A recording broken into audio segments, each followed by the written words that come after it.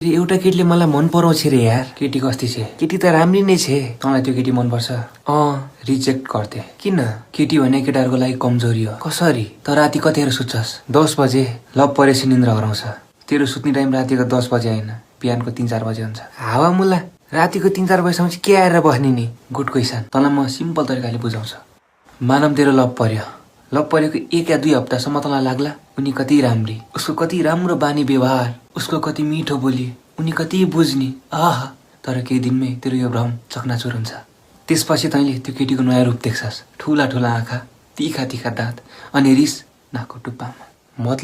मतलब अब तँलाई तपाईँ तिमी होइन तँ भन्छे।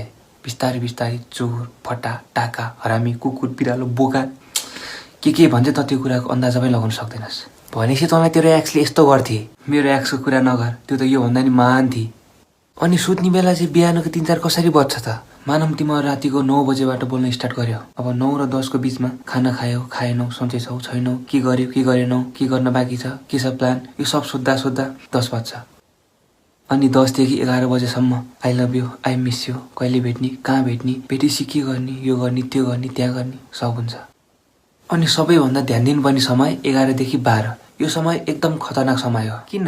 11 देखि 12 बजेको बिचमा उसले फ्युचरको कुरा गर्छ। तिम्रो फ्यामिली मान्दैन, मेरो फ्यामिली मान्दैन, म राम्री छैन, तिमी मलाई माया नगर, यु डिजर्भ बेटर, मा कसम पुरै फ। त्यो केटीको कुरा सुनेर त पागल हुन्छस्। अनि त्यो केटीलाई 12 देखि 1 बजेसम्म त फगाउन थाल्छस् यार। होइन बेबी यस्तो नभन्नु, म तिमीलाई माया गर्छु, तिमीलाई म कामयाब हुन्छु, तिम्रो फ्यामिलीलाई फगाउँछु, अनि कामयाब भएर तिम्रो घरमा तिम्रो हात माग्न आउँछु, पुरै फक। अनि यो सब भन्दा पनि केटीले के भन्छ थाहा छ? मैले बिर्सिने, म तिम्रो लायकको छैन। अब त पागल होइन, साइको हुन्छस्। अनि अब त केटीलाई धम्की दिन्छस्, यस्ता नगर नत्र म हात काट्छु, घटी काट्छु। अब केटी चुपचाप। अनि बल्ल तसँग माफी माग्छे, सरी भन्छे। सरी भन्ने बित्तिकै त फकिन्छस्। अब केटीलाई निन्द्रा लाग्छ। लभ यू, गुड नाइट भनेर सोध्छे। यत्रो महाभारत भएपछि तँलाई त निन्द्रा लाग्दैन। अनि त सुत्ने बेला रातिको 2-3 त बजि नै हाल्छ। तेरो दिमागमा केटी बाहेक केही हुँदैन। अनि तेरो गोल, सपना, फ्युचर सब खतम। बुझिस् नि होइन? केटीको चक्कर मतलब नर्क। यो सब त हो कि तर ऊ अरू जस्ती छैन। अरू जस्ती छैन। तँलाई थाहा छ म तसँग के गर्छु? तेरो 2टा गेडाको बिचमा बन्दुक राखेर पड्काउँछु। मदर